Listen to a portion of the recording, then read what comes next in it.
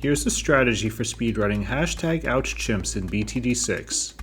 As a quick disclaimer, the strategy is designed to be fast, and as a result, it'll be quite a bit harder and less consistent than my other guides.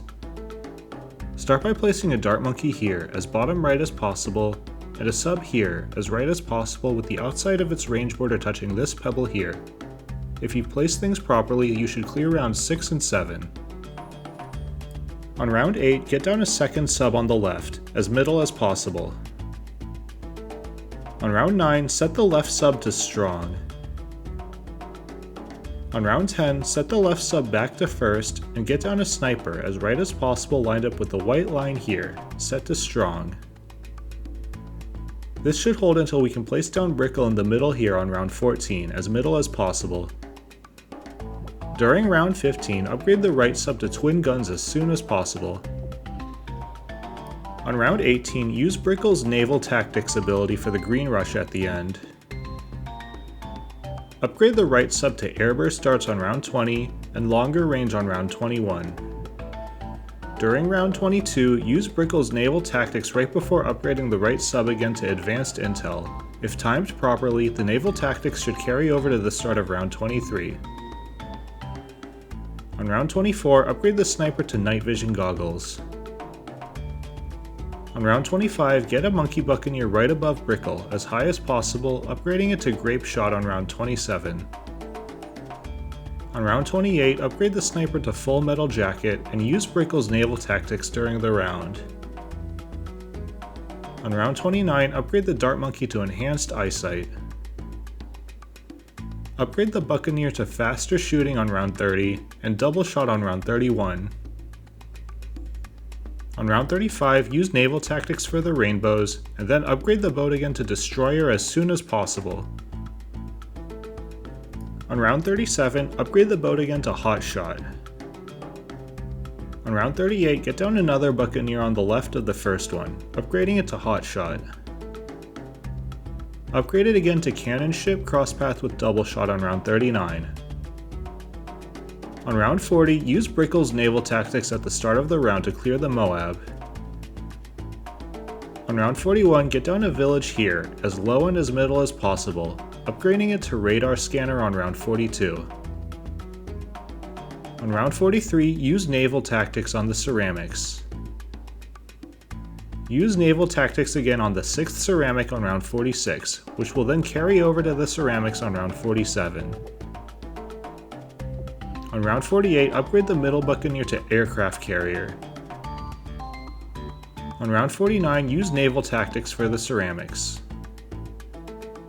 On round 50, upgrade the left Buccaneer to monkey pirates and the village to jungle drums.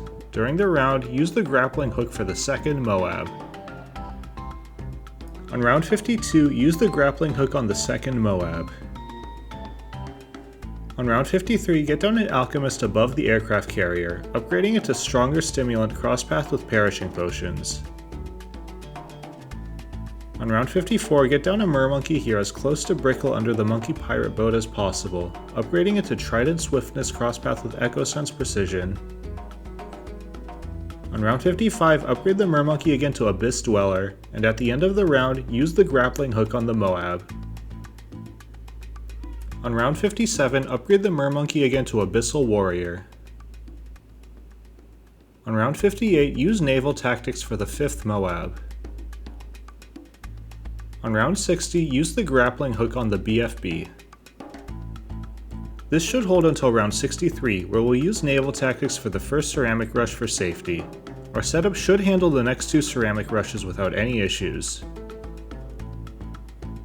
On round 64, drop down a megamine on the top left for the fortified MOABs. If placed properly, it should pop all 3 of them, but if it doesn't, use a grappling hook to insta-kill the last one. On round 65, use naval tactics when the first BFB shows up, and then use the grappling hook after one of the BFBs breaks open. On round 66, place down a megamine on the top left when the fortified MOABs spawn in. On round 67, use naval tactics on the second batch of MOABs. On round 68, use the grappling hook on the BFB. During round 69, place down a mega mine in the middle as soon as you're able to. On round 72, place down a mega mine on the top left for the first BFB, and then use naval tactics on the second BFB. On round 73, upgrade the middle boat to carrier Flagship. During the round, use the grappling hook on the last MOAB. On round 75, put down a mega mine for the first batch of BFBs, and then use naval tactics and the grappling hook for the second batch of BFBs. On round 77, use the grappling hook for the last MOAB. On round 78, to be safe, use naval tactics for both ceramic rushes. On round 79, place down a mega mine on the top left when the first fortified BFB spawns in, and then use your grappling hook for the second fortified BFB. On round 80, use naval tactics when the ZOMG is in range of your boats. On round 82, upgrade the second boat to Pirate Lord. During the round, use the grappling hook on the last 3 fortified BFBs. On round 83, upgrade the village to Primary Mentoring. On round 84, get down a glue gunner here, as bottom right as possible within village range, upgrading it to Glue Hose Crosspath with stronger glue. Then, use naval tactics towards the end of the round. On round 85, upgrade the glue gunner to Glue Strike. During the round, use the grappling hook when the ZOMG gets to this pebble here to ensure you grab both ZOMGs. On round 86, use a Glue Strike when the 5th BFB spawns in. On round 87, place down a mega mine up top, and use the grappling hook after 2 ZOMGs break open. On round 88, use the grappling hook off cooldown for the ZOMGs. On round 89, use naval tactics for the fortified BFBs. On round 90, place down a mega mine in the middle, which should take out all the DDTs. During round 91, upgrade the glue gunner to Glue Storm as soon as possible, and use the Glue Storm ability off cooldown. Things will start to get tough in the remaining rounds, so pay close attention. On round 92, use the Glue Storm ability when the first 2 ZOMGs are on screen, and use the grappling hook when 2 ZOMGs remain. On round 93, get down a boat next to the Flagship, upgrading it to Destroyer Crosspath with Grape Shot. During the round, use naval tactics when the DDTs arrive. On round 94, use a Glue Storm at the start of the round. Then, place down a mega mine in the middle when the ZOMGs get nearby. Then, use the grappling hook to take out some more of the ZOMGs. And then, use naval tactics off cooldown. On round 95, upgrade the boat to Aircraft Carrier Crosspath with Hotshot. During the round, activate Glue Storm when the DDTs arrive. On round 96, get down a Ninja, upgrading it to Shinobi Tactics. During the round, upgrade it to Bloom Sabotage. Then, use a grappling hook when the BFBs reach the intersection. Then, activate Glue Storm, and then activate Naval Tactics soon afterwards. Finally, drop a Mega Mine when the ZOMGs at the end get close to the middle.